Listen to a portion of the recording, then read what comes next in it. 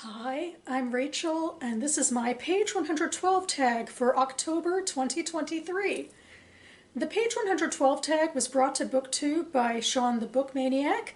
He based it off of a literary prize in France wherein they comprised the long list of said prize by reading solely page 112 of the books in contention. These books, I believe, are all novels, so page 112 falls somewhat in the middle of most conventional novels. It's also slightly past the glitzy edited pages. It's supposed to be the raw, real writing of the book.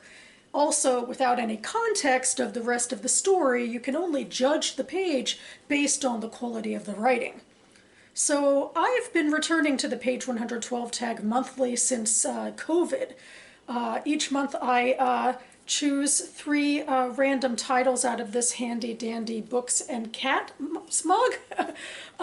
These titles are all my physical unread books on my shelves that I've acquired in 2022 or earlier. So yeah, I try to pick at random.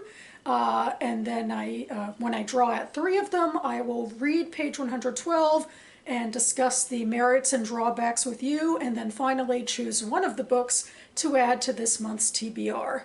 I do have a lot of fun with this. It's my stab at spontaneity and playing TBR games, so without further ado, let's get into it. Starting with book number 1. We're reaching the end of the year here, so this mug actually is getting kind of less full. There's still far more than, 3 in here, so it's a little bit of a question about what I'll get. So that's always exciting. So okay, I think I'm going to grab this one. And here we go. Oh, Let It Snow by John Green, Maureen Johnson, and Lauren Miracle.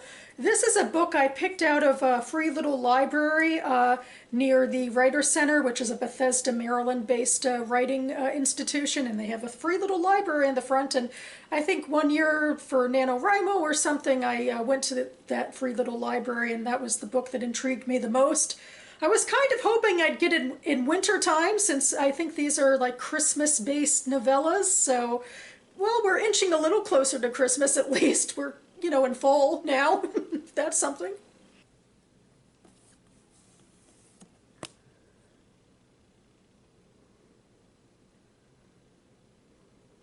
Okay, so book number 2. I always like a little variety, and I'm relatively hopeful that most things in here are not Christmas-based winter novellas, so, we'll get something different with this one, I think. Let's see what it is. The Flight Portfolio by Julie Oranger. I believe this might be World War II based Jewish fiction that I probably found through the Jewish Book Council site, and I think I found it at a used bookstore in the DC area, Capitol Hill Books. I'll see if I was right about that when I check in on this, but I think it's been on my shelves for a couple of years now, so it would be exciting to get it off.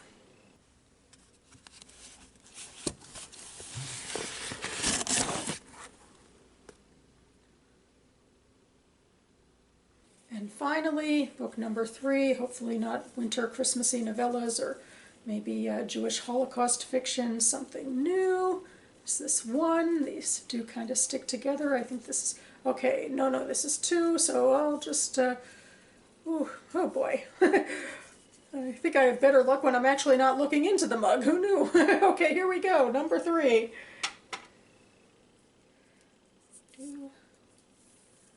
Oh, Evening by Nessa Rappaport. Is this the one I found through Carpe Librum? I'm not sure. It might not be that. It might be, though.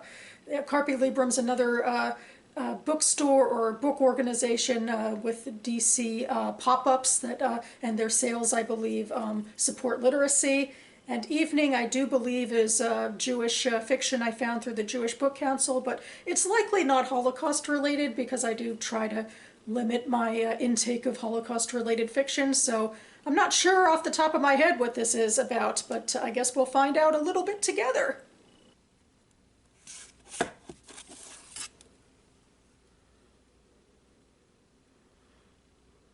Okay, so you've seen me pick out these 3 titles from my shelves, and I will go ahead and read the page first on my own to sort of gather my thoughts, but I'll be back soon to share with you, so stay tuned. Okay, I'm back. And alas, I haven't played with any of these books before, so it'll be more post-production for me. 2 of the 3 books I actually acquired in 2022, so I wouldn't have played with them before the way I organize putting new titles in my mug. But book number 1, Let It Snow by John Green, Maureen Johnson, and Lauren Miracle, I actually did pick up from a free little library back in 2021, but hasn't come up yet, but here it is now. Let's get down to it. So I'm reading from the first novella by Maureen Johnson, The Jubilee Express. How was I going to explain the breakup to my family? They loved Noah. Not as much as me, obviously, but a lot. My parents were clearly proud that I had such an impressive boyfriend. Then again, my parents were in jail over a floppy elf hotel, so maybe they needed to get their priorities in order. Besides, if I said I was happier this way, they would accept it. My friends, people at school, that was a different story. I hadn't dated Noah for the perks, they were just part of the service. And there was Stuart, of course. Stuart, who had just witnessed me go through an entire rainbow of emotions and experiences. There was parents have just been jailed me, stuck in a strange town me, insane and can't shut up me, kind of snarky to the strange guy trying to be helpful me, break up me, and the extremely popular jump on top of you unexpectedly me. I had messed all of this up so very, very badly. All of it. The regret and humiliation hurt much more than the cold. It took me a few streets to realize that it wasn't Noah I was really regretting. It was Stuart. Stuart who rescued me. Stuart who actually seemed to want to spend his time with me. Stuart who talked to me straight and told me not to sell myself short. This was the Stuart who would be so relieved to find me gone for all the reasons I just listed. As long as news stories about my parents' arrest weren't too detailed, I would be untraceable. Well, untraceable-ish. Okay, so yeah, this feels very blatantly like quirky teenage voice that's so popular, I think, with this particular set of YA authors. Well, mostly I'm familiar with John Green, but I'm just assuming they're similar. Certainly this character seems so quirky, and she has like a weird backstory and a really fun way that it was introduced that, wait a second, her parents are in jail. I'm not quite sure what that refers to, why they're in jail, but it's quite unusual. You know, a little late into this page, I think, is when I realized that she is walking through the cold, maybe, you know, coalescing to the overall series title a little bit. Yeah, I mean, I don't know where she's coming from, but it seems like she's in some sort of dramatic upset about these 2 guys, maybe, and who she should be with, and she's trying to think it all out, that she's dating Noah, but here's Stuart, who's been there for her over all of this really emotional stuff in her life, and, you know, of course she's humbled and thinking, I don't really deserve it, and all the messages he's giving her is, you do deserve love and care, and, you know, you could roll your eyes over that sort of thing, but that's legitimate teenage feelings, and I imagine even more so with this sort of backstory. So I found it all very, like, compelling, as in, like, it was just such a strong, fun voice. You know, maybe stereotypical, but fun, you know, and I would be interested to see where it goes. Book number 2 is The Flight Portfolio by Julie Oringer. The day before yesterday, I was swimming in the Mediterranean off of Port Bow with Golo Man, entirely in the nude, while the others had their siesta. Fine young man, Golo. Under different circumstances, you might have been jealous. And you, too, I trust, are also well. Your students love you, and your friends keep you busy. Your bed must be full of boyfriends by now, and I can't blame you, as long as you kick them out before I get back. Have you perhaps by now settled upon one of the houses you described in your earlier letter? Whichever it is, I promise I'll love it. I'll get home to you and to it as soon as I can. For now, dear E., imagine how grateful I am to have a wife who understands the necessity and urgency of my work here, as I sincerely hope you still do. With love, as ever, your V. He blotted the letter and capped the pen. Grant, reading over his shoulder, made a noise of quiet bemusement. I hardly merit a mention, he said. Varian turned in his chair. I wrote your name twice, didn't I? Perhaps I'm not as fine a man as young Golo. Grant sat before him on the bed. They had agreed to meet for a drink on Varian's balcony, while Katznelson visited a colleague at the university. Grant and Lisbon. From some secret linguistic reserve, he'd produced a knowledge of Portuguese that had allowed him to shop for a sky-blue cravat in the manner of the local dandies. In his pocket, a silver cigarette case filled with a set of Cuban cigarillos, and a diminutive silver cutter. What could Varian have written to Eileen about Elliot Grant, the apparition who refused to disappear? Varian had nothing to hide, as regarded his own behavior. Not that he and Eileen were in the habit of hiding anything. Eileen detested ignorance above all else, and most of all her own ignorance in personal affairs. When they'd agreed early on that a cosmopolitan marriage allowed for an occasional adventure on the side, they'd also agreed to be perfectly honest. It was no secret to Eileen that he'd had liaisons with men. She tolerated them as a peculiarity of his character. But how was he to be honest with her about Grant, when Grant's presence was still a matter of consternation and confusion? Okay, well, I'll just start to say it's kind of interesting to compare this one to the last book, which was about YA romance troubles. Maybe it would be easier if, the protagonist of that story could just, have both boys, It would make it much easier if she were in a cosmopolitan relationship with her lovers. I mean, not that I really know enough about the context of that story. And anyway, to get back to this one. I'd forgotten a lot of the details other than Holocaust, but Varian Grant was an American rescuer who went abroad to Europe to try to rescue artists and such from, persecution. And I remember I read about his complicated past, maybe in an essay by Dara Horn in People Love Dead Jews, which maybe I should read again before reading this book. But yeah, as far as this is at all about his rescue missions, maybe the very end of his letter to his wife maybe alluded to it. But other than that, he mostly seems to be on some, striking romantic vacation where he can't seem to shake this guy Grant, I suppose. I mean, even I guess if you're going to have dalliances with men, maybe there's still parameters that could be crossed. Like, it kind of seems like from this exposition that he wants to be a little more casual with these relationships, and Grant might be sticking around and be a little more important than all that. And what's going to happen then when he returns home to Eileen, who he's expecting will kick all her lovers out of bed? So presumably he should do the same. I don't know. But yeah, it's interesting how, having the letter and having his lover read over his shoulder gives this opportunity for a lot of exposition where we can explain what the marriage is like and all of that. And it's definitely, I don't know, I guess I'm getting the feeling that it's going to be a really chock-full book. It's a very chunky book. I know from, the cover copy, it's going to be about some of his rescue missions, which don't, appear at all in this page. So it gives off the impression it's going to be a lot more hyper-specific about his personal life as well. So, but it certainly is, in that same vein, I guess, as the first one, romantic troubles can be intriguing to read about. And finally, here's book number 3, Evening by Nessun Rappaport, which, in fact, I got from my used library bookstore. You can tell by the green sticker, not Carpe Librum, but I'll link to both booksellers down below if you're interested. Part of me is mocking the pathos of my return, but irony is extinguished by desire, which will not be tamped down by any paltry appeal to reason. The club dims until Laurie is a wraith, shadowed hair, gleaming eye, mouth engraved. He is dark, but I am ablaze, as if I have guzzled light, the reincarnation of first love compounded by grief. The last set begins. After a single chord, I recognize the song Laurie played for me in his room the night our friendship alchemized into love. An anarchy of refusal electrifies my body, scalp to soul, defying all the chastening elders who relish denunciation, who issue their trivializing edicts about maturity and acceptance and compromise. I do not have to listen to you.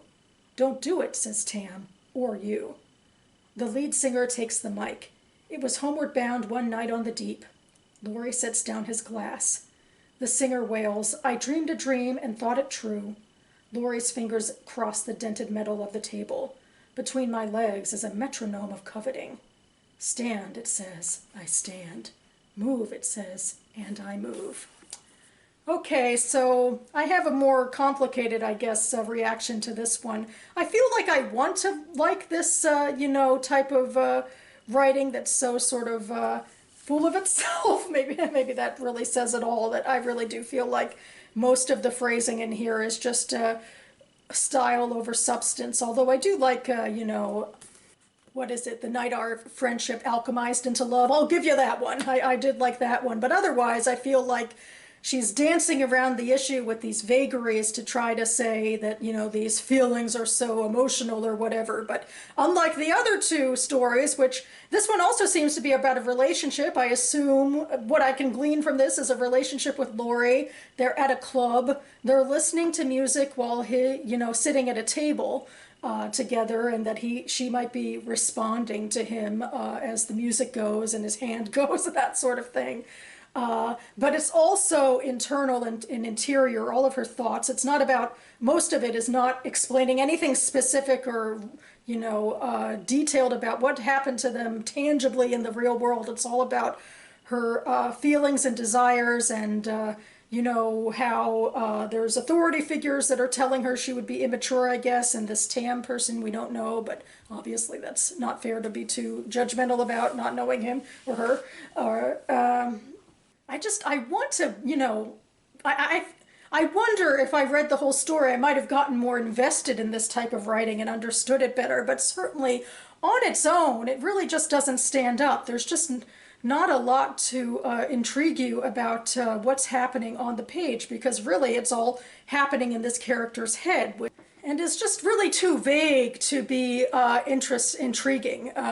It's interesting because sometimes I feel like I'm judging too much exposition in the other stories, like, well, this is a convenient show of exposition, but at the same time, it certainly makes the stories approachable and immediately interesting, whereas this one doesn't have that. So I think I'm going to set this one down. And that means my decision lies between these two. It is Let It Snow and The Flight Portfolio. And you know how things do come into play that are not based on page 112 when I make these decisions, and I think to myself, what do I have time to read this month? A 555-page dense biography, fictionalized biography of Varian Fry, or maybe 3 quirky YA approachable novellas about romance. And I do gotta say, beyond, thinking this is just gonna be an easier read, I really did appreciate the voice. I really feel like she nailed the YA witty protagonist voice. She gave the character an interesting backstory and, a nice sense of, self-reflection, so that it should be really fun to read. And this, I'm sure, will also be intriguing, but probably also, just in general, more work with a more varied and historical and adult mindset, and also dealing with Holocaust themes. So, yep, this is, I'm going to go ahead, I'm going to go with this one. I also do kind of like the fact that I'm reading it out of season, because I feel like I'm kind of an anti-seasonal mood reader. I don't really want to justify my reading based on seasons, although I don't know, I do tend to do that even in the page 112 tag. But, yeah, let's give this one a go. And that about covers it for me now. You can find the Goodreads links for all 3 books I referenced listed down below, as well as a link to my TBR game playlist for all of my previous page 112 tag videos, and also the other TBR game that I play. And another thing I like to do in these outros is highlight another booktuber who's doing a readathon or TBR game to feel like part of the community here. And over on Mariah's Mood, she just started a new TBR game called It's a Mood TBR game, which on its surface almost feels contradictory because mood reading is not what TBR games are about. It's about choosing TBR picks, books based off of prompts, which is what this game does. She has repurposed a Game of Life board. She's given it a really colorful makeover of all of the tiles and everything, and has made some intriguing rules and set herself up. And yeah, I had a lot of fun watching this first video, and I'll link it down below. I hope you all have been getting through your reading goals in October. I've been spending the last couple of videos wrapping up September and picking out new books, and now, hopefully by the time I actually post this, I'll have made some more headway into my actual TBR list, and I'll be ready for my next video where I should be giving an update on my AM reading progress, so stay tuned for that. In the meantime, thanks so much for watching, everyone, and I'll see you next time.